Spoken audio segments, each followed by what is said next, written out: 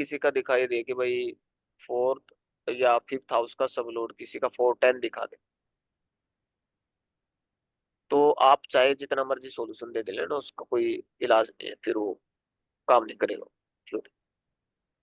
अगर हाँ चर लगन वालों के लिए कर जाएगी, जिनका भी 1 4 7 10 जो लगन रहेगा ना, उनके लिए वो हम्म, 410 थ्योरी वही उनके लिए काम करेगी। उनके लिए 411 काम नहीं करेगा, 410 करेगी। क्योंकि बाधक हाउस को आपने जरूर यहाँ पे हाँ। नोट करना है। चर स्थिर और द्विसो भाव जो है, ये तीनों, उनका अपना ध्यान रखना।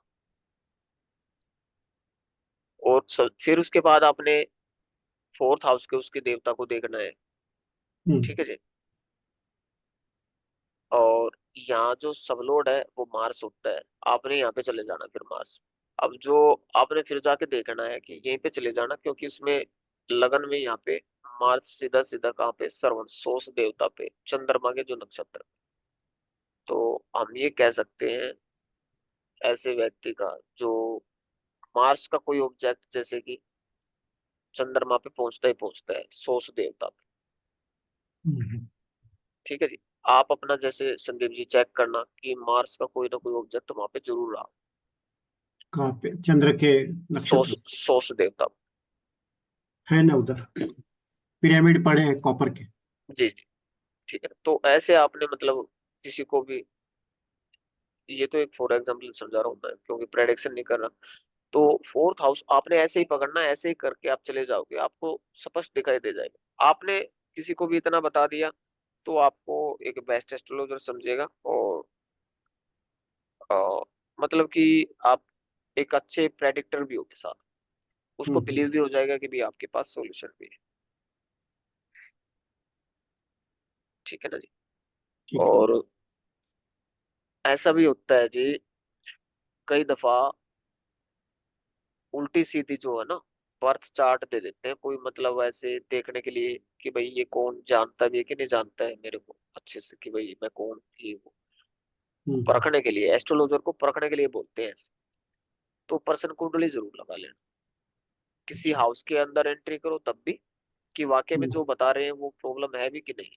और राहु जब विनस के साथ होता है, सर मैं आपको बता दूं, अनएथिकल पर्सन जो घर के आसपास या माहौल को खराब करने के लिए काफी बंदे रहते हैं आसपास में। क्योंकि विनस हम्म, और राहु, जब भी आप मकान जो आपने लिया है उसके पास कोई भी अनएथिकल पर्सन, कोई 2 नंबर टाइप में कोई ऐसा बंदा, इलीगल या झगड़ालू स्वभाव कोई किसी का, मतलब हम्म, लड़ाई झगड़ा करने वाला, ये टकराएंगे टकराएंगे आपके घर के आसपास आजू बाजू मिल जाएंगे आप। ठीक है जी। अच्छा। हाँ।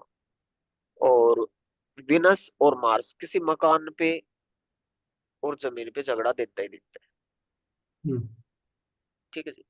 आप जिस मकान के जो लोग हैं ना, आप उस हो सकता है कई दफा तो उस अपार्टमेंट पे ही झगड़ा दे दे, या कोई लैंड आपने लिए उसको उस पे झगड़ा दे दे। मार्स क्या है, झगड़ा। बराबर। ठीक है। राहु अनएथिकल है, इसलिए मैं कह रहा हूँ कि ये मतलब कि थोड़ा सा झगड़े को खून खराबे बड़े लेवल पे बदल सकता है विनस राहु और मार्स, इसलिए इसको यूटिलाइज करके रखो। अच्छा। जी। अगर एज फैक्टर काफी मायने रखता है सर, उसके अकॉर्डिंग ये भी चेक करना होता है कि जिस टाइम पे बंदा चलता है ना उसका टाइम पीरियड। अब आपका हम्म, जैसे मून एंड सैटर्न चला हुआ है, हम्म, तो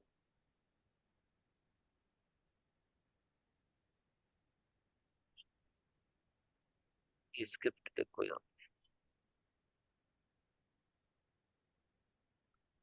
अब एस्ट्रो वास्तु ये कहता है कि चंद्रमा की डायरेक्शन कौन सी है, north west and west north west.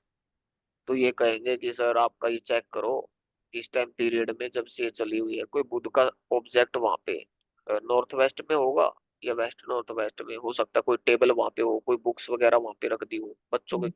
खेल खिलौने वहां पे रख दी हो, मतलब ऐसा। पैसे कॉइन्स रखे हैं मैंने। हाँ, सिक्का कोइंस। ठीक है। और वो कोइंस आपने उसमें रख दिए क्या, वो जो बाउल में, कांच के बाउल।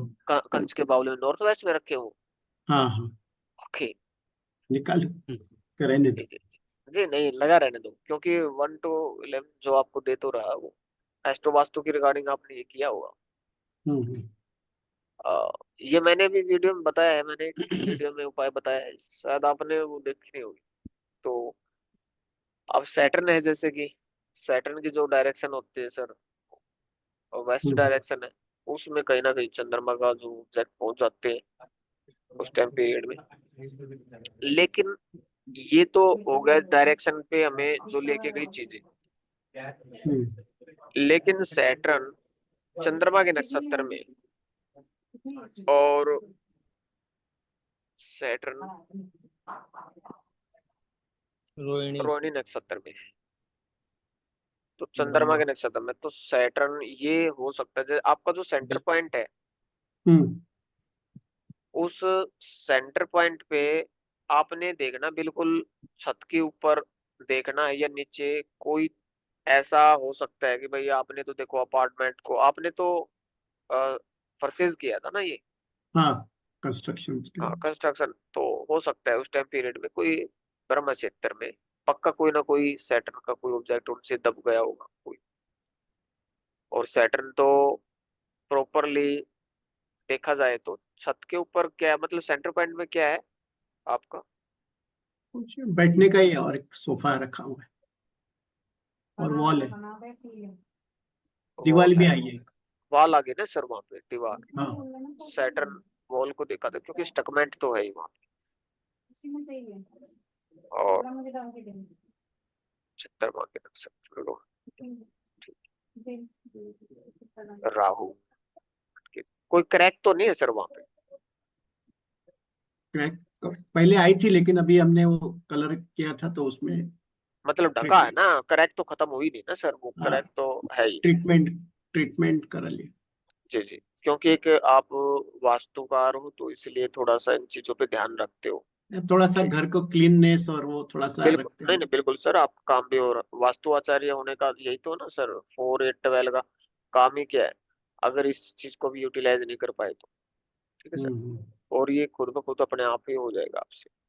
हम्म, तो जो हमारे प्लेनेट होते हैं उसको पैर लग जाते हैं इस टाइम पीरियड में।